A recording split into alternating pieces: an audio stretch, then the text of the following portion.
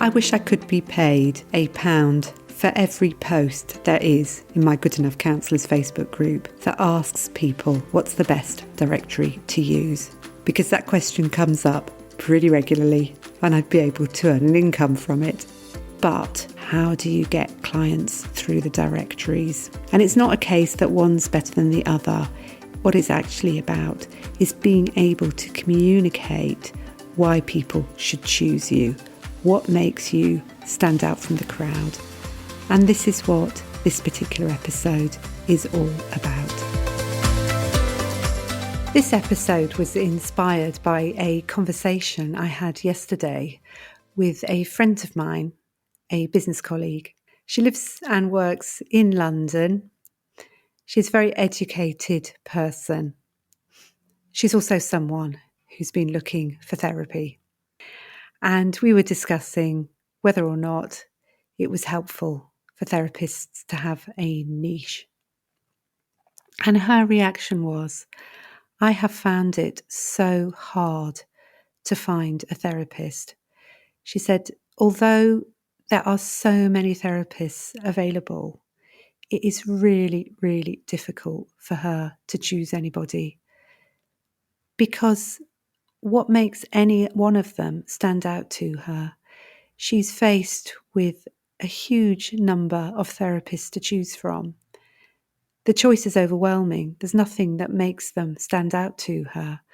And so consequently, she actually has given up on looking for therapy. And her words were, it's impossible to find a therapist. Now, for me, who works all the time with therapists who are looking for clients, that is such a disappointing thing to hear, because I know that you as therapists are really eager to find clients. And I know that there's clients just like her who are out there looking for therapists and they're just not getting matched up. And so one of my missions is to try and help this matching to happen. In the past, I've heard clients say choosing a therapist from an online directory is a bit like Tinder, in that you're sort of swiping right or left, depending on whether or not you like the look of them.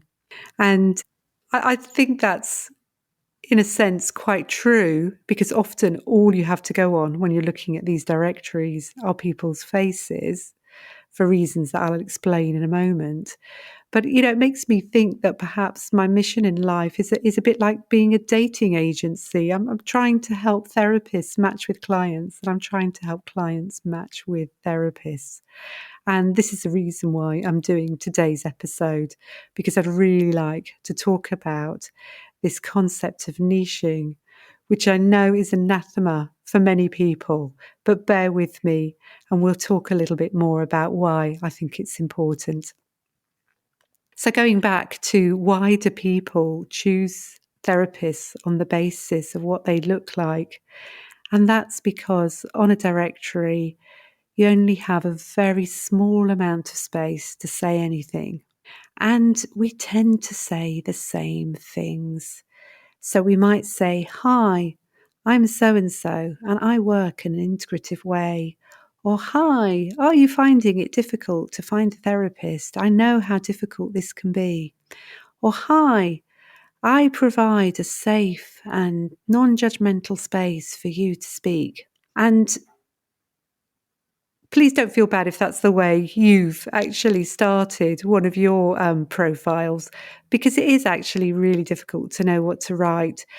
But if you're a client and you are coming onto a directory and you are just seeing page after page after page of people saying those sorts of words, you can understand actually why it's really difficult to choose anybody, and why sometimes you might even be reduced to just choosing someone because you like the look of their face. And I did a little question on my Facebook business page recently, and I said to therapists, what made you choose your therapist? And you know what they said? Oh, well, I chose them because I like the look of them. Surely, there must be a better way to find a therapist than judging them on what they look like. And please don't get me wrong, the profile pictures are a really important part of our directory or of our website. People do want to connect with you. They want to know what you look like. They want to feel as though they can speak to you. So having a really good profile picture is an excellent thing to have on your website or on your directory.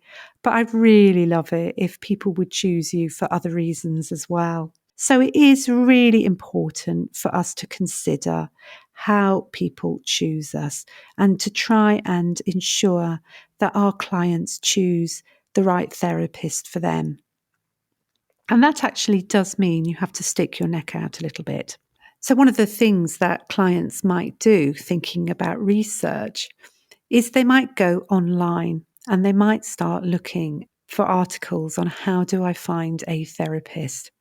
And so one of the articles that I found while I was doing my research was an article by The Guardian that was written about a year into the pandemic. And The Guardian was saying that, so many more people having therapy nowadays, how could you find a good therapist? And they quoted the research that so many of us already know, that actually it's the relationship that really makes the difference. And so The Guardian's advice was, it's more important to consider issues such as gender, age, sexuality, race, and cultural background than it is to actually think about the therapist's style of working. So bearing in mind that people might be looking for help on how to choose a therapist and come across that article, you can see that perhaps there's things that we haven't considered disclosing that we might actually want to be disclosing in order to help our clients choose us. So that moves me on now to this subject of niching. And so many therapists have a real problem with niching. And it can really make you feel very uncertain. But I'm going to talk today about the benefits of having a niche and why it can really help clients. So if you think about a client who is looking for a therapist, they're probably not going to be thinking hugely. They may well be, I don't want to rule it out, but they're going to be actually not perhaps being incredibly rational. They might be feeling quite emotional. They'll probably be feeling quite vulnerable because it takes a lot of courage to actually reach out to a therapist. They may be dealing with something that's really upsetting them. And so when they're looking for a therapist, they may not be incredibly systematic about it. They may be looking for someone sort of quite quickly, and they may be in quite an emotional state when they're actually looking for a therapist. So I just want you to remember that about the emotions that your potential client might be going through when they're actually looking. So what are they going to be doing when they're looking? Obviously, they're going to be checking out whether they can afford you. And less importantly now, but might still be important, is that they're going to be looking at the location as well. Obviously, with working online, that might not be such an important factor now. But they're going to be feeling quite vulnerable, and they're going to be looking for help with things like relationships and anxiety and bereavement. So things that are quite upsetting. Now, when you're upset, quite often, if you're in that reactive situation, you might be quite anxious about making the right decision. You want something that communicates with you really clearly. You want something that stands out to you. And this is where a niche can be really, really helpful, because what having a niche does is it gives you and the client an incredible amount of clarity about what it is that you're offering, the sort of people you are looking for. And when a client comes across that and they fit into your niche, they will recognize that you are the right person for them. And they'll recognize it because you'll be using the situations that they're finding themselves in. You'll be talking about those specific situations. You'll be talking about the types of feelings that come up for people in that situation. And they'll be able to recognize themselves when you say that to them. That is really, really going to help. And this is something that I spend a lot of my time helping therapists with, is shaping what to say for their niche and actually indeed working out what their niche is. One of the things that people really worry about with niching is that they're going to cut people out.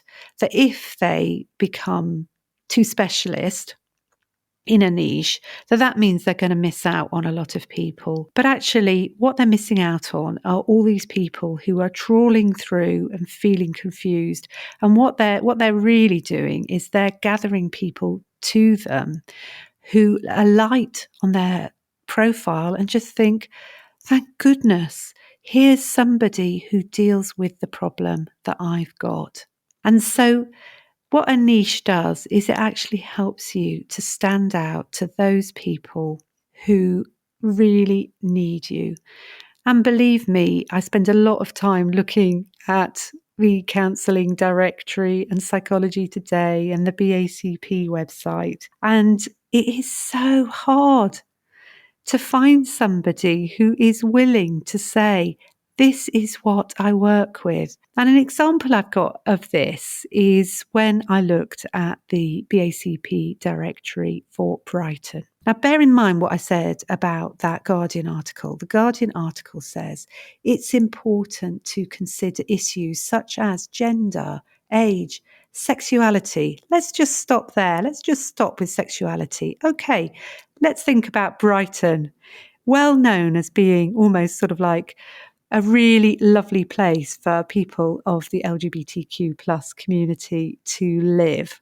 Who's going to be looking for therapy? If it's got a very large LGBT community, I'm pretty sure there's going to be LGBTQ people who are looking for therapy. I went through that BACP directory listings for therapists in Brighton, and I could not find one person who was willing to say on that initial page, there's sort of 3 or 4 short sentences about me and my therapy practice. There was no one. I mean, literally no one. And I did go through 7 or 8 pages of profiles, and I couldn't find anyone who said on their initial profile, I work with LGBTQ people. And I was advising someone at the time, actually, who is an LGBTQ therapist in Brighton. I said, please put that down, because they will beat your door down if you say that. I mean, sometimes, you can tell from the profile picture who might be LGBTQ, but please, please, please, folks, please tell people. If that's the area that you work with, tell them. If you work with bereavement, tell people. Don't just tick the box. Someone else I was talking to recently, she said, every blooming therapist ticks the box for bereavement. How can I stand out as a therapist if I'm talking about bereavement? And I said to her, it actually isn't that difficult. You just talk about the main feelings that people have around bereavement in that 3-sentence paragraph on the very front page. This search paragraph, counselling directory, me and my therapy practice for BACP, the first 2 or 3 sentences for Psychology Today. Talk about it there, I beg you, because you will find people. Believe me, if you're prepared to stick your neck out and actually say the area that you work in, you will bring people, and you'll bring people who have got that particular problem and are looking for someone just like you. Believe me, I can't emphasize it enough. And I've worked with people who have been incredibly niched, and they're the people who I can honestly say are the most successful in having a full private practice. So, please, please, please think about your niching. It's so important. It's almost marketing 101 is to actually choose a niche. If you're frightened about it, listen to more episodes where I'll talk more about the power of niching and what some of the objections to it are, because it's so, so important and it will really help you find clients. Let's get clients. and therapists matched up using niching. So as you can tell, I'm pretty passionate about niching, and I have seen some real success stories amongst people who've worked with me who've actually really committed to having a niche, and they've been really scared about it and they've been convinced that it's not going to work. But it's amazing the difference it can make to people. It can really help to bring you more clients. So if you're interested in trying to find your niche, what I suggest you do is to contact me to have a look at my webpage, josephinehughes.com/work with me. There's lots of different ways that you can work with me to help you find your niche. Thanks for listening. Do come and join my Facebook community, Good Enough Counsellors. And for more information about how I can help you develop your private practice, please visit my website, josephinehughes.com. If you found this episode helpful, I'd love it if you could share it with a fellow therapist or leave a review on your podcast app. And in closing, I'd love to remind you that every single step you make gets you closer to your dream. I really believe you can do it.